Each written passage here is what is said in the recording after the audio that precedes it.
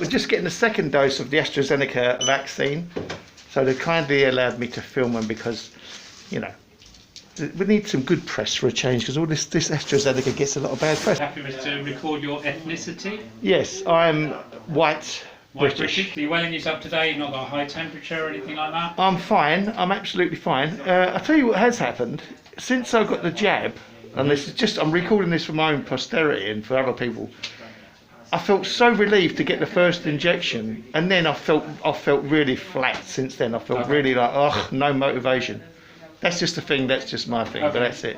I mean, hard to know whether that's anything to do with the jab or just the situation we're all in. It's really hard to say, but certainly wouldn't be a contraindication to having a second dose. Right, so it's just like, okay. So you've not got a temperature today, you've not had COVID in the last 4 weeks? No. You've not had any other jabs in the last 7 days? Nope. You're not on any blood thinning medication at all? No, nothing. Warfarin, Ribrocin. No Have warfarin. you ever had blood clots on your leg? Blood No. clots on your lung, blood clots on your brain? No. Have you ever been told you've got antiphospholipid syndrome? No. And have you ever had a problem with a drug called heparin, which is given by injection or drip? No. Which can, no, yeah, good. I'm just a healthy all-round kind of So chap. any questions about having the jab today? No, it's just that there's a lot of, nonsense in the press about the number of people getting blood clots, and that's what I looked it up myself. It's only a small number. It's a very small number. Tiny over number. the age of 40. Yeah. It's absolutely not an issue overall. And if you had the first dose without a problem, Yeah. then they definitely recommend you should have the same vaccine the second time. There's not been an issue. It makes with the sense. second jab. Yeah. So, Okay, go for so the left arm. go for the left arm. I'll just get the old... Get the muscles out, guns out.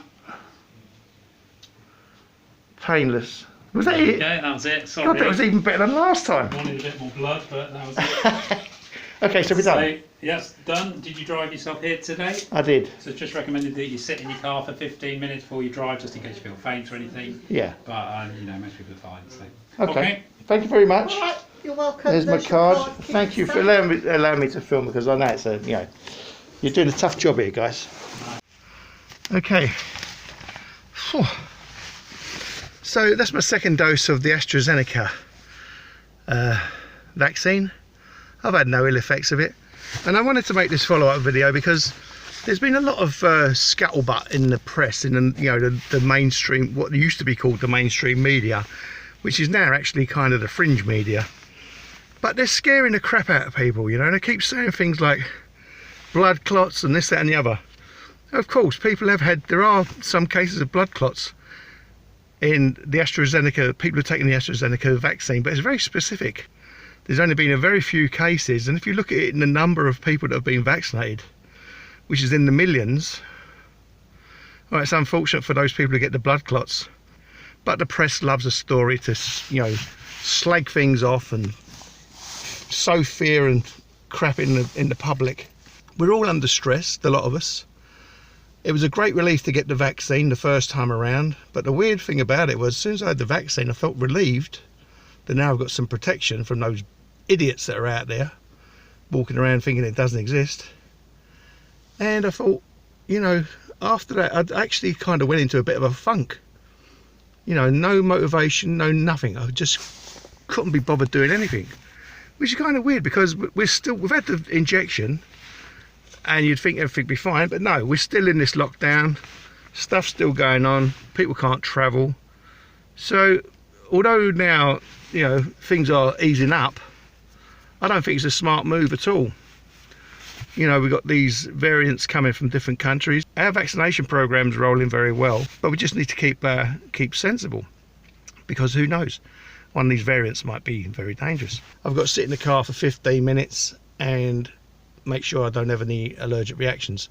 Although, being in the car for 15 minutes on my own, I don't know if I have an allergic reaction. What am I going to do? Stagger over to the surgery? It doesn't make sense. Anyway, I'm sitting here, and I'm sure it'll be perfectly fine. But yeah, this whole AstraZeneca thing's been getting a lot of bad press, which doesn't, encourage you. It doesn't encourage you to think, oh yeah, this is okay. But the number of people who've had problems like with the blood clots is very, very small. But the mainstream media, or I call it the fringe media now, because it's not really mainstream anymore, is it? I call them, all those so-called news channels, I call them scaremongering channels, because they're not really telling you any news. It's absolute crap. They don't research their journalism. They don't ever look into, they don't look into the details of things. They just spurt out something that's going to scare the crap out of people, because scary headlines get the eyeballs. Simple as that. So I'll have to think of a decently clickbaity image to put on the front of this video. I've had the second jab, I'm fine. Talk to you later.